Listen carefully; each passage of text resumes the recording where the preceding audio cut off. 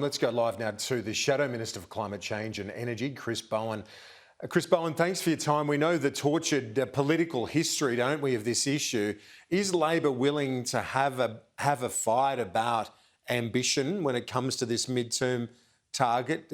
We know Prime Ministers have lost their job, governments in part voted out over this issue. What's your willingness to have a fight on this as we approach the federal election? Well, I'm certainly willing to have a fight to give Australia better policy. I've said publicly, of course, that Australia should take more ambitious medium-term goals to Glasgow. The government should do that. And today, Kieran, just shows how out of touch Scott Morrison is with the rest of the country. You've got the biggest state in the Commonwealth, which happens to be under Liberal national management, embracing a 50% target, which brings them into line with Victoria at 45 to 50 and South Australia at 50%. And you've got the federal government, which simply, put aside medium-term targets for a moment, can't even agree on net zero. We've had the spectacle of two cabinet ministers in Bridget McKenzie and Josh Frydenberg engaging today, just extraordinarily, in a cabinet fight in the public sphere. Now, the fact of the matter is, Kieran, that Australia must act in our own national interest.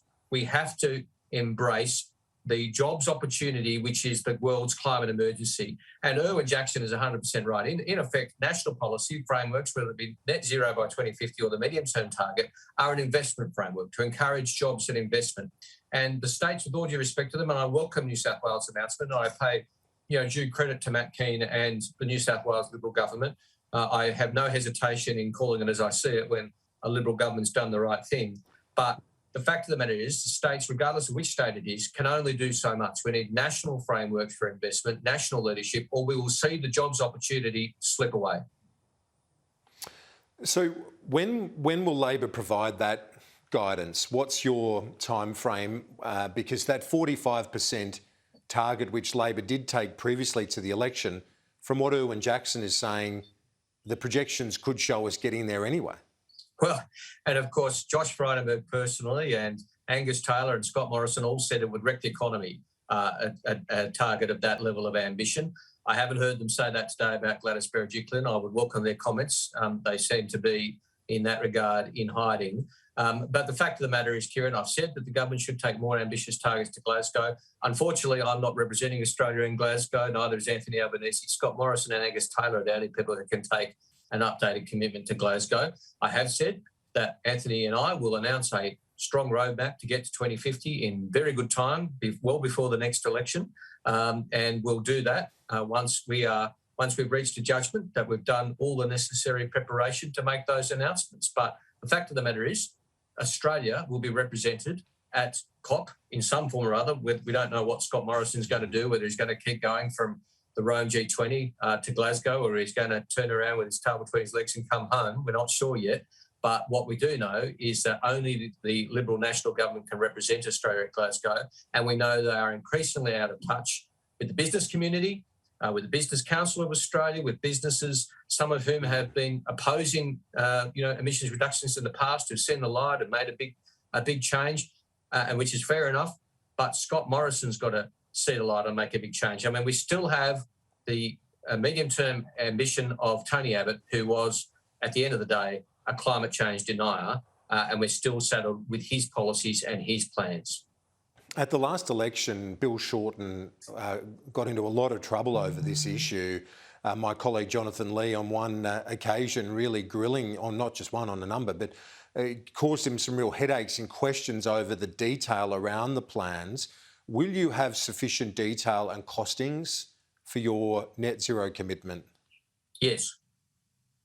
Yeah, absolutely. And we're going to have very detailed and with plenty policies. of time to scrutinise. Yes. We've already announced plenty of climate change policy, Kieran, to be clear.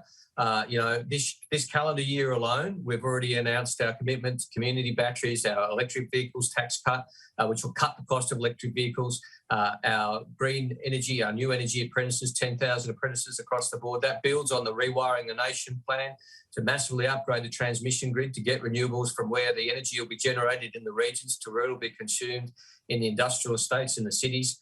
There'll be no transition without transmission. I know it's not the sexiest policy you've ever heard of, but it's a very important one. We've already been announcing those, and we've got a lot more to do, and we'll be certainly providing plenty of supporting material to show that these policies not only create jobs and investment, but are the key to good economic growth going forward.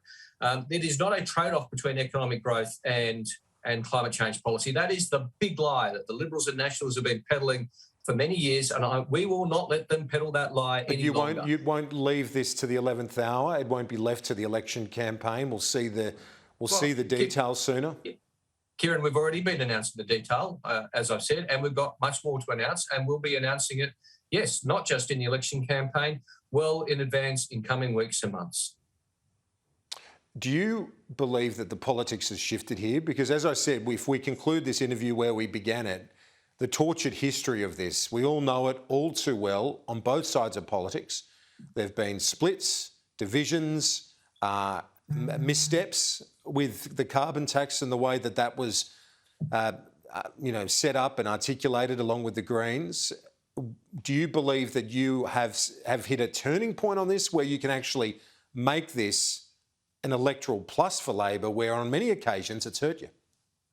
Look, Kieran, I think there has been some shift in community sentiment. On things like electric vehicles, there's now a much greater, I think, understanding of the potential. There's also been a big shift in business sentiment. The transition from 2009 to now on business views on climate change is just extraordinary. But also, Kieran, on a less optimistic note, you still have politicians in Australia committed to the toxic politics, identity politics, frankly, dividing Australians. I mean, I saw David Littleproud out there doing it this week. Barnaby Joyce is a world champion at it. Dividing Australians. Keith Pitt does it between rural Australia and inner city Australians, saying, only inner city Australians care about climate change and rural Australians will pay the price, which is a betrayal of the national interest and a betrayal of the National Party's alleged task of representing rural and regional Australia, because in rural and regional Australia, people pay the price of drought, they pay the price of falling farm productivity, they pay the price of natural disasters and bushfires. Every time Barnaby Joyce, David Littleproud or any of the others engage in that toxic identity politics, dividing Australians, they are betraying rural and regional Australians, because there are massive jobs opportunities in rural and regional Australia out of good climate change policy. And there's also a massive price to be paid for rural and regional Australia. But they will continue, because that's what they do. They have no other tricks in their locker. They can just divide Australians. I happen to think governments should unite Australians, but these guys are just addicted to division, addicted to toxic politics, and they'll continue it. Well, we won't.